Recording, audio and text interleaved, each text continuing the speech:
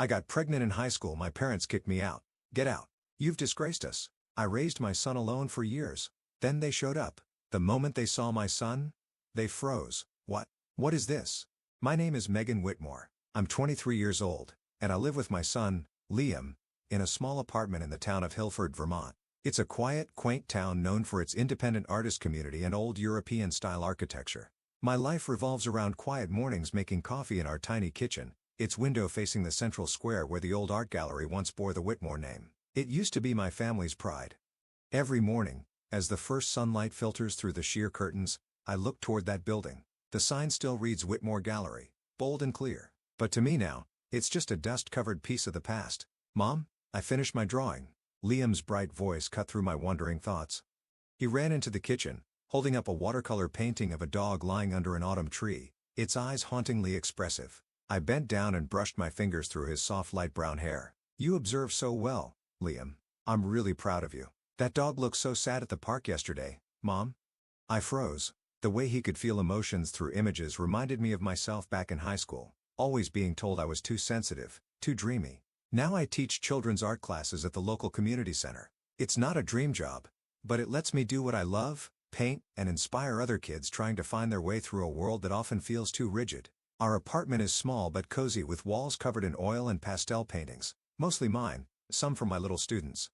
My work occasionally hangs in local cafes or bakeries, not for fame, but simply to remind myself I still exist through my passion. Mom, today I get to work with clay, right? Liam asked, already putting on his backpack. That's right. Miss Marion, the one famous for her pottery, will visit your class today. Go wild with your creativity. Liam jumped up in excitement. I smiled, but deep inside, a quiet emptiness stirred through the cracks of memory. My parents, Richard and Amelia Whitmore, used to own the most renowned gallery in Hilford.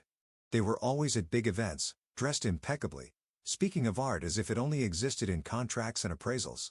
Meanwhile, I, their eldest daughter, was only allowed to treat painting as a passing hobby.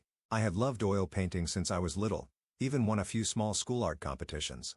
But when I told my mom I wanted to study fine arts, she simply smiled and folded up my application form. Pouting is fun, but it won't feed you. I understood they had expectations, a reputation to uphold, a perfect image to protect. But what they never understood was this: I don't paint to live, I live to paint. When I turned 18, everything changed forever. The only person who ever truly believed in my talent was Leo, an upperclassman from our high school art club. We shared the same ache of being overlooked and dreamed together of a world where emotions didn't have to be hidden. But that dream quickly turned into a nightmare when the pregnancy test showed 2 lines. I tested 3 times, all 3, the same result. I was pregnant, barely past my 18th birthday. They didn't scream. They didn't cry. They just closed my bedroom door and said flatly, Megan, as of today, you are no longer a Whitmore. I was forced to leave within 24 hours, carrying only a backpack and some loose change I took from my little brother's piggy bank. No one asked where I'd go. No one asked if I was scared, but I didn't stop. Because by then, I had Liam, and I chose to move forward. Not for them, for me, for my son, who deserved a world that knew how to love. I still remember that October afternoon.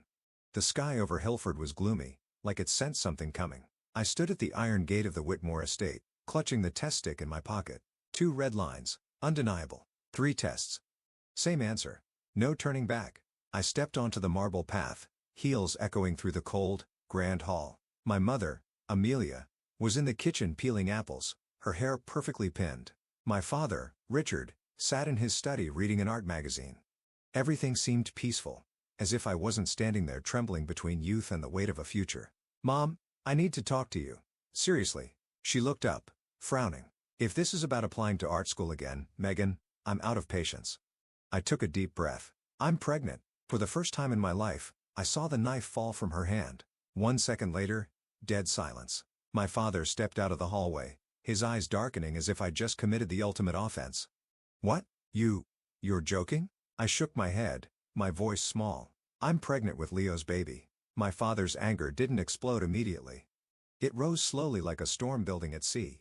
That boy, you're throwing your future away. For someone with no home, no name, no money. I love him, and I want to keep the baby. At the time, I still believed in Leo. I believed that if my parents rejected us, we could still make it together.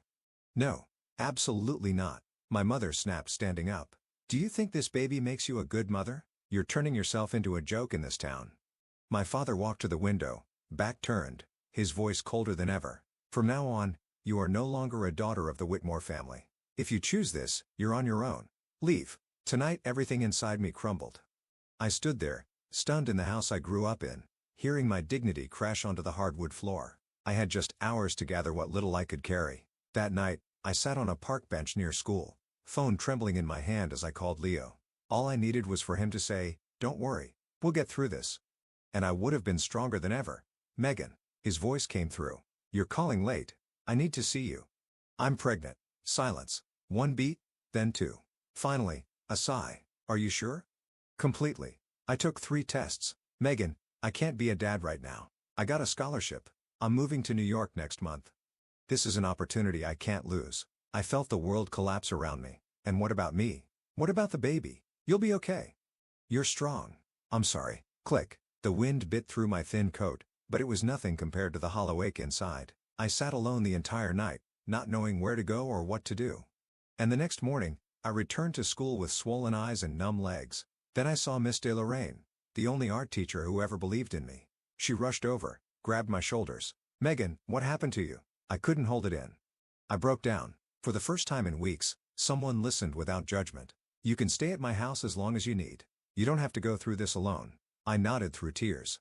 That night, I had a roof over my head, a place to start over. No parents, no boyfriend, no relatives standing by me. But I had Liam, still unborn, but already teaching me how to stand tall. It moved into a tiny wooden cottage behind Miss Lorraine's garden, the only adult who didn't turn away from me. The room was small, barely big enough for a single bed, an old desk, and a chipped brass lamp. But to me, it was everything.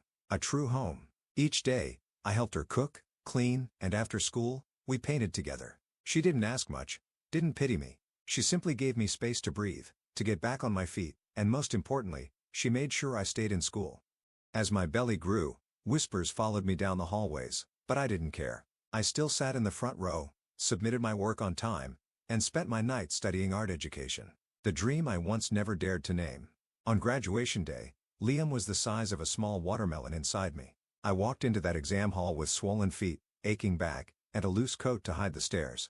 But once I started writing, I felt free. A feeling I never knew in the luxury of the Whitmore mansion.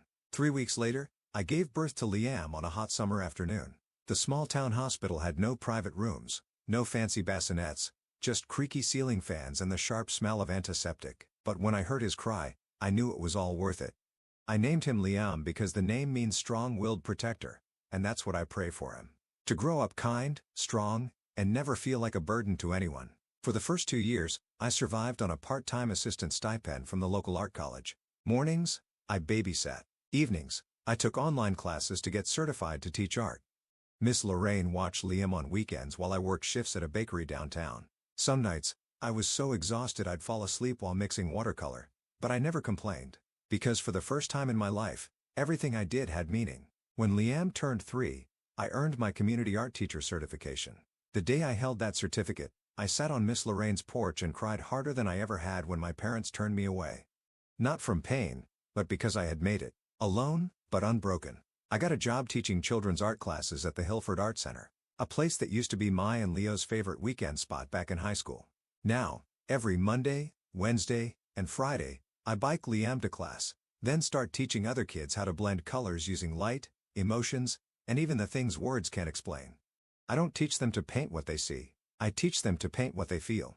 Liam's drawings started showing up on our walls taped up with clear adhesive. They were clumsy, but full of feeling. A smiling cat, a red maple tree in winter, a mother and child standing in the rain under a green umbrella. Even in those childlike strokes, I could see it. Liam had talent, a gift I would never force, but always nurture if he was ready. One October afternoon, while I was cleaning up after class, I got an email from a local art cafe. We were very impressed with Miss Megan Whitmore's artwork displayed in the children's classroom. We'd like to invite you to showcase several pieces next month. Please let us know if you're interested. I read it over and over, barely believing it. All these years, I had painted out of passion, driven by an instinctive belief that art wasn't a luxury. It was where people could be themselves. And now, someone had seen that. That evening, while making dinner, I told Liam, "Guess what? Someone wants to hang Mommy's paintings in public." Liam cheered. "Ugh. Are you famous now, Mommy? I laugh. I'm just your mom. But I think we're starting a new chapter, Liam. I looked out the window. Outside, orange and red leaves danced in the wind like autumn letters. I didn't have relatives to lean on. No grandparents to pick Liam up from school. But I had my son, and I had a life. Simple, but full. On Wednesday afternoon, just after I'd finished my last class and was putting away brushes, my phone buzzed in my pocket. I looked at the screen, and my heart skipped a beat. Chloe Whitmore. I didn't misread it. It was my sister. The one I hadn't spoken to since the day I left home nearly 6 years ago. My hand trembled around the cloth I was holding. I hesitated for a few seconds, then picked up the call. Megan, it's me, Chloe. Her voice was still soft like it used to be, but something in her tone made me wary. What is it? I'm getting married early next month. I want you to come. I said nothing. That simple sentence stirred up a flood of emotions, doubt, anger, and somewhere, very faintly, longing. And after all these years? I exhaled, my voice nearly hoarse. You're calling just to invite me to a wedding. It's not just that. Dad has heart problems. It's gotten worse lately. And, Mom, she's changed. I let out a laugh. A bitter one. Changed? You mean they suddenly realized they had another daughter after throwing me out like I was some stain on their perfect image? Silence. Then Chloe said softly, I can't defend what they did, but I've missed you. I've been following your art online. Liam, he looks so much like you when you were little. I gripped the phone tighter. My chest ached with something unnameable. They want to see you, Chloe continued. They know they were wrong, and they sent you this. The next afternoon, while I was helping Liam set up his paint at the studio, the mailman arrived. A thin envelope. No sender's name. But the slanted handwriting was unmistakable. It was my father's. Richard Whitmore. He opened it. Inside was a short handwritten letter. Again, this is a portion of the trust fund you were meant to receive. If you're willing, I'd like to see you again. Not to justify anything, only to listen. I hope you'll consider it. Signed, Richard Whitmore. Enclosed was a check, a generous sum, more than I had made in an entire year of teaching art. I sat still for a long time after reading it, my heart tangled in memories. That check couldn't erase the nights Liam and I spent in need or the nights I carried him through the freezing cold to find medicine. But the letter, it was the first time he had ever addressed me by name. That night, while I was doing dishes, Liam tugged on my shirt. Hey, Mommy, do I have grandparents? I paused. Looking into his sky-blue eyes, I knew he'd been wondering this for a long time. Yes, but they live very far away. Can I meet them? That simple question haunted me all night. I couldn't deny my son the chance to have a family, even if it wasn't perfect. But I also couldn't forgive so easily. The next morning, I texted Chloe. I'll come. But I'm doing it for Liam, not for them. 3 days later, a wedding invitation was delivered by hand. Elegant cardstock, intricate floral patterns, exactly my mother's style. Inside was a short letter from her. Like no words can change the past, but I hope you'll give the present a chance. Even if it's late, I've always wished to see my grandchild. Just once. The last line was smudged, like a drop of water had fallen while she wrote. Maybe tea or maybe a tear. I folded the letter and placed it carefully in my drawer. That night, while brushing Liam's hair on the bed, I whispered, next weekend, I'm taking you somewhere special. Will there be cake? Yes, and someone who used to be part of Mommy's family. Liam tilted his head unsure, but then nodded. As long as you're there, Mommy. I hugged him tightly. My heart still a storm underneath, but I knew if I didn't face the past, it would keep living inside me like an unhealed scar. Chloe's wedding was held at Granville Hall, one of the most luxurious venues in Hilford. The entrance was covered in white orchids, and a string quartet played soft classical music. I held Liam's hand as we walked into the grand hall, already full of guests. Heads turned. Whispers rippled like waves. I could feel it. They recognized me. Megan Whitmore, the daughter who'd been cast out. The one who'd vanished from the esteemed family for nearly 6 years. But today, I didn't come alone. I came with my son, Liam, in a fitted little suit, his blue eyes wide with curiosity and tension. Mommy, why is everyone looking at us? I squeezed his hand. Because you're too handsome. They're surprised. Liam giggled, and my tension eased. Just then, Chloe, radiant in her elegant wedding gown with her hair swept up, ran over and hugged me. You really came. I held her gently. Congratulations. After a brief greeting, we were seated at a private table near the window. Liam gazed around excitedly, asking about the violins, crystal chandeliers, and fancy dishes. Mommy, can I draw? I pulled out his sketch pad and colored pencils from my bag. He never traveled without them. Liam dragged a chair to the corner of the table and started sketching like no one else existed. That was his world of colors and imagination. A while later, a middle-aged man approached our table. He was tall with salt and pepper hair, sharp yet kind eyes. Chloe walked beside him and whispered, "This is Mr. Gerald Monroe. He's an art critic for Canvas Weekly magazine." I shook his hand politely, ready for a quick exchange, but Mr. Monroe's eyes landed on one of Liam's drawings. "Did your son draw it?" "Yes. He did." He leaned down, carefully picking up a picture. An autumn scene with falling leaves over a small stream, and two figures, clearly a mother and child walking together. The composition, the color choices, the emotional depth. At his age, to sense and express this boy has a natural gift. I stayed silent. Liam simply smiled and kept drawing, unfazed. "Forgive me for asking," Mr. Monroe said. "The Whitmore name. There were a few gifted painters in that family. Are you related to the Whitmore Gallery?" I nodded slowly. "I'm Richard Whitmore's eldest daughter." The room seemed to pause. Mr. Monroe looked at me, then at Liam. His eyes filled with awe. "Then it makes sense. The legacy lives on." His words spread through the room like wildfire. A few guests whispered. More eyes turned to our table. As the music paused for the ceremony, an elderly guest, clearly one of my father's old friends, called out, "Is it true? That's Richard's grandson drawing over there." Another voice joined in. "I heard Richard used to be a talented artist himself. Why did he stop painting?" All eyes turned. My father, standing at a far corner with my mother, looked visibly uneasy. My mother stepped forward, trying to restore order. "Let's not let personal matters interrupt today's celebration." "But," Mr. Monroe gently interjected, "to me, this isn't personal. It's talent, and a chance for a family to see what they nearly missed." I stood up, ready to take Liam and leave. I didn't want Chloe's wedding disrupted by unresolved history. But just as I turned, I heard my father's voice. "Megan, wait." I turned back. He walked toward me slowly. His face showed age. His eyes no longer held that coldness I remembered. "Please don't go." Chloe was right. We were wrong. And today, in front of everyone, if you can, give your father a chance. I looked at him, then at Liam, who stared up at me, not fully understanding, but holding my hand tight. In that moment, I didn't see the man who threw me out. I saw a father trying to lower his pride and start over. Before I could answer, Chloe stepped forward and stood beside me in the middle of the room full of curious eyes. "Everyone," she said boldly, voice steady. "Today is my wedding day. A day I wanted everyone who matters to be here. And my sister, Megan, is an irreplaceable part of this family." She paused, her gaze shifting to my mother who stood frozen, trying to maintain composure as her hands clenched the handkerchief until her knuckles turned white. "It's time we stop pretending like nothing happened. It's time we acknowledge the truth." She was hurt. She was cast out of her own home, yet she stood strong, raised her son with love, and above all, she kept her kindness. I felt Liam's grip on my hand tighten. He didn't know the details, but he sensed the tension and instinctively stood closer to me. "If today is the day I start my own family," Chloe continued, "then I want to begin with honesty, with compassion. No hiding, no avoiding. And I'm proud to have my sister, Megan, and my nephew, Liam, by my side." Claws broke out, not all at once, but loud enough to drown out the whispers. I glanced at my parents. My father had his head bowed, his shoulders slightly trembling. My mother was crying.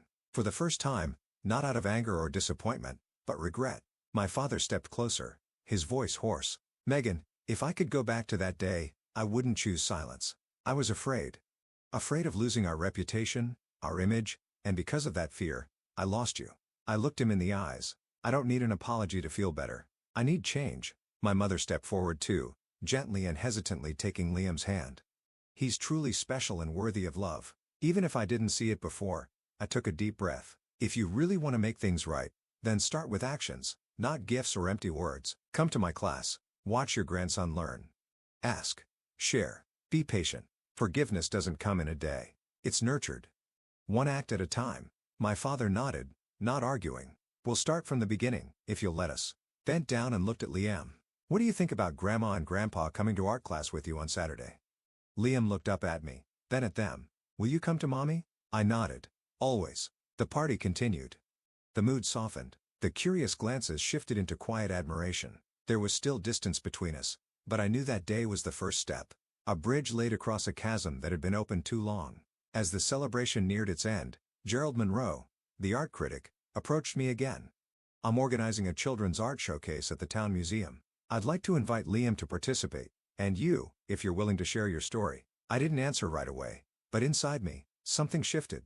Not just forgiveness toward others, but a release for myself. On the way home, Liam tugged my sleeve and whispered, "Mommy, do you think they'll really come to art class?" I smiled. "I don't know, but I do know we gave them a chance. What they do with it is up to them." We stepped out of the hall into the night breeze rustling the trees. I squeezed Liam's hand, feeling lighter than I had in years. About 3 weeks after Chloe's wedding, I received an unexpected call from my father. His voice was still hesitant, but no longer prideful. "Megan, are you free this weekend? Is something wrong? I'd like to come see your class if you'll have me. Get out into the hallway." I was quiet for a moment, then nodded, though he couldn't see it. "Class starts at 9 a.m., Saturday. If you really want to come, be on time.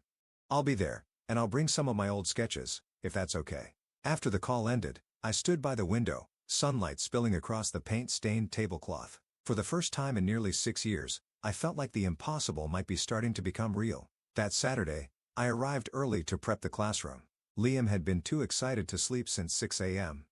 He even packed a watercolor set for Grandpa Richard to try. When my father walked in, Liam ran to open the door like he'd been waiting forever. He wore a pale shirt, carrying a bundle of old sketches wrapped in canvas cloth. As he looked around the small classroom lined with children's paintings and the sign that read Miss Megan's art class, I saw something soften in his eyes.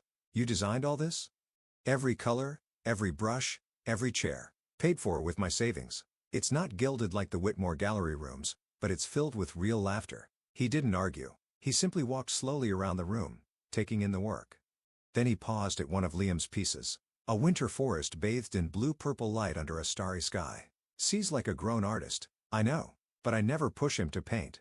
If he chooses another path, I'll still support him." My father looked at me for a long time, then quietly unrolled his old sketches, drawings from his youth. Neither of us said anything, but I could feel it. Through those faded lines, he was showing me a part of his past he had buried, a part he once feared I'd become. In the days that followed, he began visiting more often.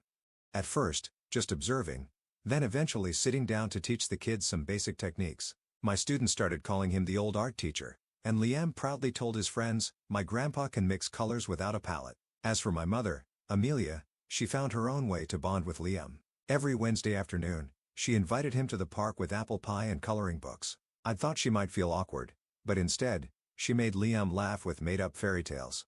One day, Liam came home saying, "Grandma said an owl once studied painting and opened a gallery under an oak tree." I couldn't believe what I was seeing. A child, once unacknowledged, now laughing in his grandparents' arms. And then something happened that I never dared to dream. The Whitmore Gallery hosted an exhibit titled The New Generation.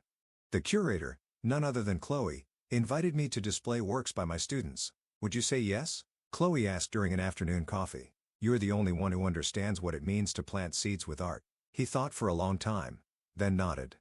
"If it's a place where children are valued, not judged, then, yes, I'll bring their work." On opening day, I stood in the children's section where the paintings were framed at eye level for little ones.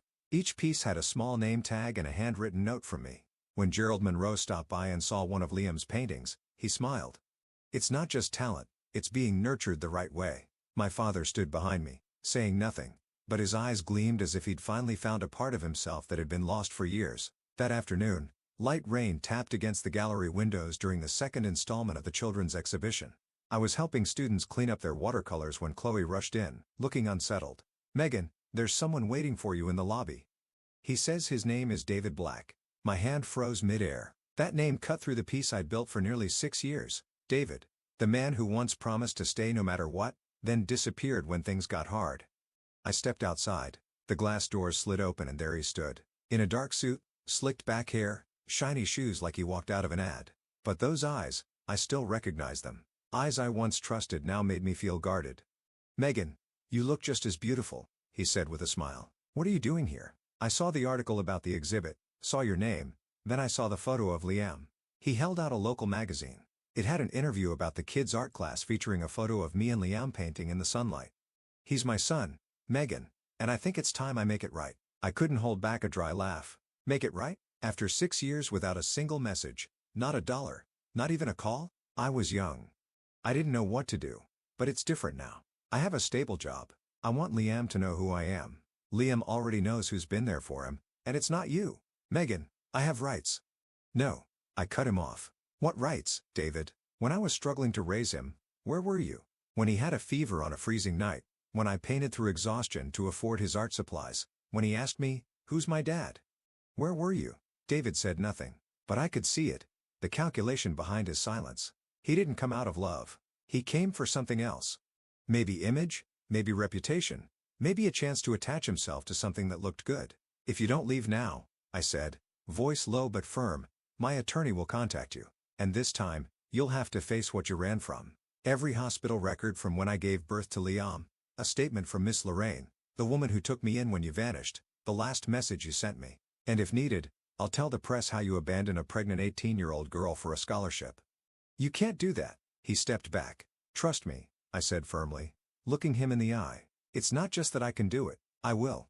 Because my son deserves a life untouched by a man who only came back after seeing his face in a magazine." The gallery door opened. My father, Richard Whitmore, walked in. Without a word, he stepped forward and stood beside me. His face was calm, but there was a quiet force in his eyes that made David immediately step back. "I'm Richard Whitmore," he said. "And you should know. I hired a lawyer 6 years ago in case you ever showed up again. They're ready now." David froze. "I just want to know my child." "You don't have a child here," my father said, voice low and steady. "You gave that up when you walked away. And if you take one more step, I'll personally send every document we've prepared to the biggest media outlets in Vermont." A gust of wind blew through the open doors, slicing through the silence. David clenched his fists, his eyes showing more bruised pride than actual remorse. He turned without another word, his footsteps loud and sharp, but the arrogance from earlier was gone. I watched him leave, not with satisfaction, but with relief. The past had come knocking again, but this time, I didn't let it in. That night, while reading to Liam before bed, he asked, "Mom, who is that man?" I placed my hand on his soft light brown curls. "Ilya, just someone Mommy used to know. He's not important anymore, but I still have you, Grandma and Grandpa and Aunt Chloe. Right?" I nodded, smiling. "Yes, sweetheart, and you have a whole world that loves you, genuinely without conditions." Liam snuggled under the blanket, satisfied, and I knew everything we'd been through was worth it.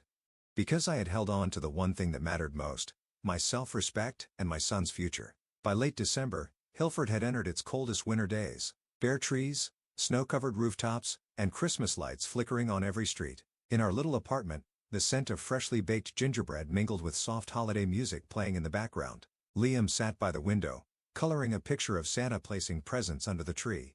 I watched him, a strange feeling settling over me, peaceful yet reflective. Ever since the exhibit and that confrontation with David, I felt like an old door had closed and a new one, still unfamiliar, was slowly opening. My family, once fractured by fear and pride, was now stitching itself back together quietly. My father didn't say much, but he came to class every Saturday. Sometimes he just sat in the corner, mixing paint for the kids or helping clean up. He never brought up the past, but through his quiet presence and small gestures, I saw it. He was making amends the only way he knew how, by showing up. My mother, still sharp and composed, began asking Liam more questions. Once, she brought a fairy tale coloring book, hand-picked just for him. Watching her read to Liam in that warm, deep voice, I saw a softness in her I had never known. A gentleness long hidden beneath the armor of someone too busy protecting her family's reputation. Chloe visited often, always with baked goods and awkwardly funny stories about newlywed life. She had become the glue, connecting, healing, not through grand speeches, but with patience and quiet sincerity. I wouldn't say I'd forgiven everything.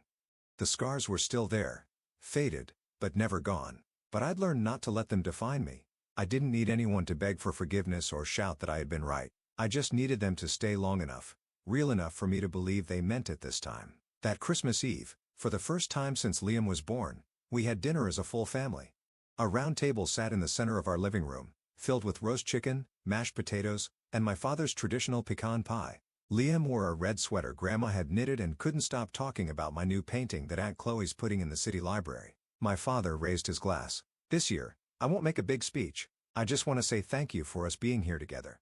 "Oh," I looked at him.